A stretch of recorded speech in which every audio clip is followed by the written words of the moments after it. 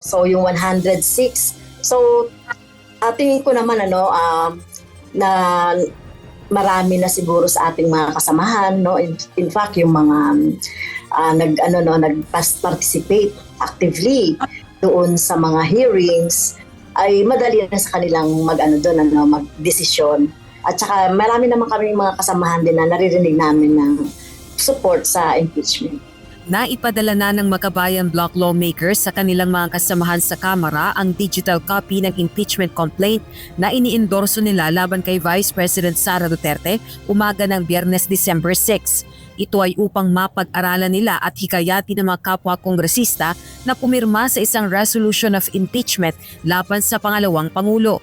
Isang ground lang ang binanggit ng mga ito sa reklamong nagnanais mapaalis sa pwesto si VP Duterte. Ito ay ang betrayal of public trust o pagtataksil sa tiwala ng sambayanan dahil sa umunoy labis na pag-abuso sa kapangyarihan sa paggastos ng mahigit 600 milyong pisong halaga ng confidential funds ng Office of the Vice President at Department of Education. Ayon sa Makabayan Bloc, sa lalong madaling panahon ay target nilang makalap ang kinakailangang lagda mula sa kanilang mga kapwa kongresista. Katumbas ito ng 106 o higit sa 1/3 ng kasalukuyang bilang ng mga miyembro ng Kamara na 307. Wala pang lumalagda sa resolution of impeachment nila, subalit may mga nagpaabot na umano ng suporta. Naniniwala ang mga kongresista, ito ang pinakamabilis na paraan upang maiakyat ang impeachment complaint sa Senado na siyang magsisilbing impeachment court.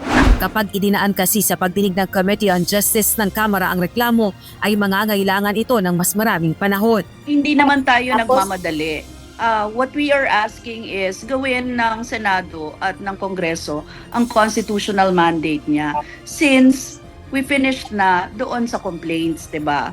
So it is the people's will na magkaroon ng hustisya at accountability. Tingin natin na hindi naman talaga halimbawa na super necessary na matenga pa sa Kamara kasi sa totoo lang kung sa timeline ng rules sa impeachment sa House, pwede talagang tumagal din sa Committee on Justice pa lang, ang maximum ay 60 session days para i-consolidate and discuss yung impeachment complaints. Ang ilang miyembro ng majority bloc sa Kamara, pag-aaralan pa ang inihaing impeachment complaint ng Makabayan Bloc laban kay VP Duterte.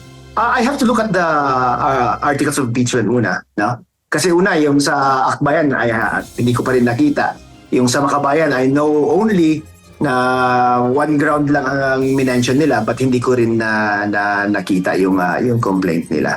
Naniniwala mga kongresista na magiging habon ng pag-usad ng proseso ng impeachment kung hindi ito i-endorso ng 1/3 ng mga miyembro ng Kamara. Si Batangas 2nd District Representative Jervil Luistro naman may legal question kung pwede bang dinggin ang impeachment complaint sa Senado kahit pagkatapos ng 2025 midterm elections. The legal question is, pwede ba na kapag nag-refer ang Congress ng impeachment complaint tapos nagkaroon ng 2025 election, will the Senate still be in its legal position to continue with the impeachment trial?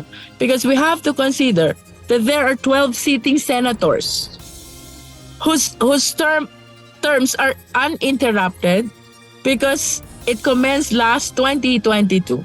Sakaling maiakyat ang impeachment complaint sa Senado at maging usapin ang legal question na ito, ang Korte Suprema anya ang dapat magresolba nito. Samantala, hiniling naman ng House Committee on Good Government and Public Accountability sa Philippine Statistics Authority o PSA na i-verify ang pagkakakilanlan ng nasa 677 na recipients ng confidential funds ng Office of the Vice President. Ipinadala ang request sa pamamagitan ng liham na pirmado ni House Panel Chairperson Representative Joel Chua. Ginawa ang request matapos na kumpirmahin ng PSA na wala sa kanilang database ang Mary Grace Piatos at Kokoy Villamin na dalawa signatories sa Documentary Payment of Evidence para sa OVP Confidential Funds. Rosa Licoz, UNTV News and Rescue. Diyos ang aming sandigan, serbisyo publiko ang aming pinahahalagahan.